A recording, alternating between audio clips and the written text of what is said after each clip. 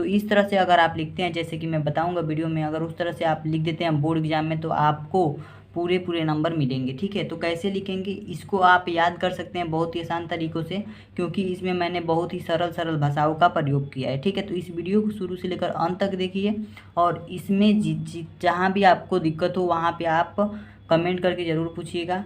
इसमें जहाँ तक मुझे विश्वास है इसमें कोई भी दिक्कत नहीं होगा आपको। तो चलिए हम स्टार्ट करते हैं। तो अगर हम बात करें सबसे पहले हेडिंग की, तो पहला हेडिंग हम डालेंगे जीवन परिचय, और इसमें हमें क्या लिखना है, उनके जीवन के बारे में क्या क्या लिखना है, यहाँ पे ध्यान से सुनिएगा। स्वतंत्र भारत के प्रथम राष्ट्रपति देश रत्न डॉक्टर राजेंद्र प्रसाद का जन्म बिहार प्रांत के छपरा जिले के जीरादेई नामक ग्राम में हुआ था। उनका जन्म जब हुआ था उसका डेट लिखना है, जो कि मैंने आगे लिखा है। इनका जन्म सन 1884 ईस्वी में हुआ था। ठीक है, और उनका जन्म स्थान, जहाँ जन्म हुआ था जीरादेई में, वो जन्म स्थान याद रखना है। ठीक है, इस तरह से अगर आप लिखते हैं, इस तरह से सेंटेंस बना करके, वाक्य बना करके, तो आपको अच्छे नंबर मिलेंगे। और भी आगे अच्छे अच्छे वाक्य लिखे गए हैं, इनको चलिए पढ़ते हैं। इनका जन्म सन 1884 ईस्वी में हुआ था। इन्होंने कोलकाता विश्वविद्यालय से एमए तथा एलएम की परीक्षा उत्तीर्ण की। ठीक है, उन्होंने अपना शिक्षा दीक्षा कहाँ से प्रारंभ किया और क्या क्या किया, इसके बारे में लिखना है। आगे है, मुजफ्फरपुर में अध्यापन कार्य करने के बाद सन 1920 ईस्वी तक क्रमशः कोलकाता और पटना हाईकोर्ट में वकालत की। ठीक है, डॉक्टर राजेंद्र प्रसाद ने क्या किया, पटना और कोलकाता के हाईकोर्ट में वकालत भी किए। कब, जब मुजफ्फरनगर से अध्यापन कार्य संपन्न कर लिए, तब 1920 ईस्वी में। ठीक है, तो इसे आप याद रखिएगा। आगे क्या है देखते हैं। 1920 ईस्वी के बाद वकालत छोड़कर, ठीक है, 1920 ईस्वी के बाद इन्होंने क्या किया, वकालत छोड़कर स्वतंत्रता संग्राम में कूद पड़े। भारत में जो स्वतंत्रता संग्राम चल रही थी, गांधी जी से प्रभावित होकर ये स्वतंत्रता संग्राम में कूद पड़े और देश की सेवा करने के लिए तत्पर रहने लगे। ठीक है, ये अपनी देशभक्ति देशनिष्ठा से भारतीय राष्ट्रीय कांग्रेस के 3 बार सभापति चुने गए। भारतीय राष्ट्रीय कांग्रेस में इनको 3 बार सभापति नियुक्त किया गया। ठीक है, ये सन 1952 से 1962 ईस्वी तक भारत के राष्ट्रपति भी रहे।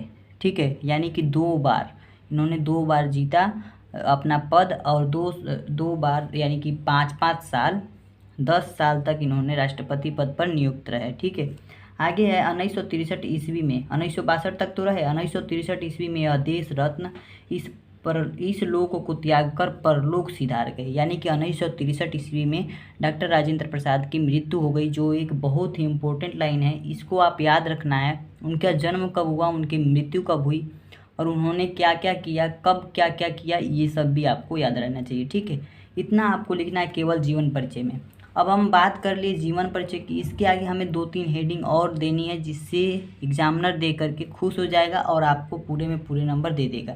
तो चलिए देखते हैं और भी आगे की 2-3 लाइनें क्या हैं, उसे हम पढ़ते हैं। ठीक है, दूसरी हेडिंग देनी है आपको साहित्यिक परिचय। उनके जीवन परिचय लिखने के बाद से उनके साहित्यिक परिचय के बारे में लिखना है। तो साहित्यिक परिचय में हम राजेंद्र प्रसाद के क्या लिखेंगे, आइए देखते हैं।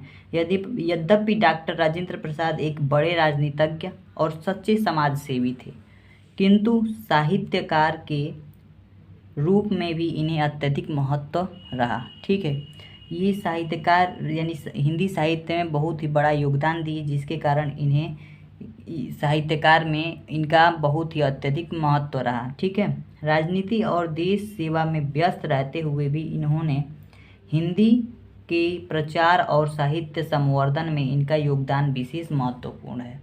ठीक है, इस तरह से अगर आप लिखते हैं साहित्यिक परिचय में, तो आपको पूरे पूरे नंबर मिलेंगे, एग्जामिनर पढ़कर खुश होगा। ठीक है, अगली हेडिंग है हमारी रचनाएं, यानी कि डॉक्टर राजेंद्र प्रसाद ने जो जो रचनाएं की, जो जो लिखा, उसके बारे में थोड़ा सा है। ठीक है, थोड़ा सा 2-2 लाइन लिखा है हमने, 2-2 लाइन आप 3-3 लाइन लिख देंगे तो हो जाएगा।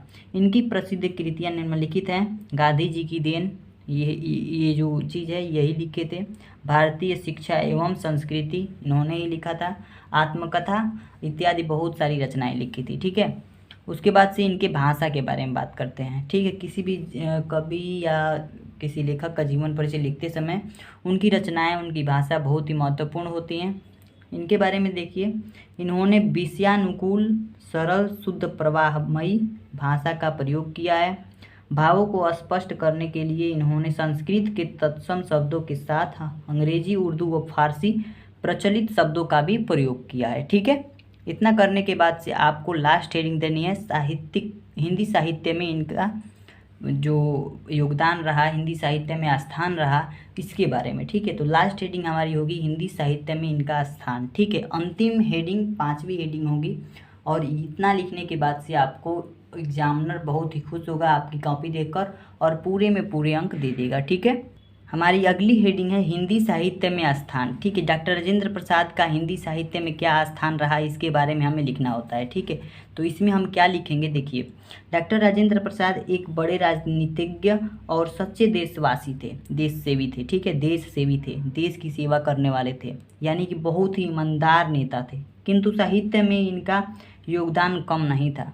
राजनीति और देश सेवा के साथ साथ ये हिंदी साहित्य में भी बहुत योगदान दिए। अतः राजनीतिक क्षेत्र की भांति हिंदी साहित्य में इनका प्रमुख स्थान है। ठीक है, इतना शब्द लिखना है आपको हिंदी साहित्य के स्थान में। इतनी छोटी छोटी चीज़ें अगर आप हेडिंग बनाकर लिखेंगे, एग्जामिनर खुश होगा, आपको पूरे नंबर देगा, आपके नंबर नहीं कटेंगे। तो दोस्तों, अगर आप बोर्ड परीक्षा में अच्छे नंबर लाना चाहते हैं तो चैनल को सब्सक्राइब कर लीजिए। हर एक छोटी से छोटी चीज़ें और बड़ी से बड़ी चीज़ें इस चैनल पे बताई जाएंगी, जिससे आपका बोर्ड में अच्छे मार्क्स आएंगे और आपका साथ बना रहेगा। तो हम और भी मेहनत करेंगे आपके साथ। तो आज के लिए इतना ही, मिलते हैं नेक्स्ट वीडियो में। Thank you.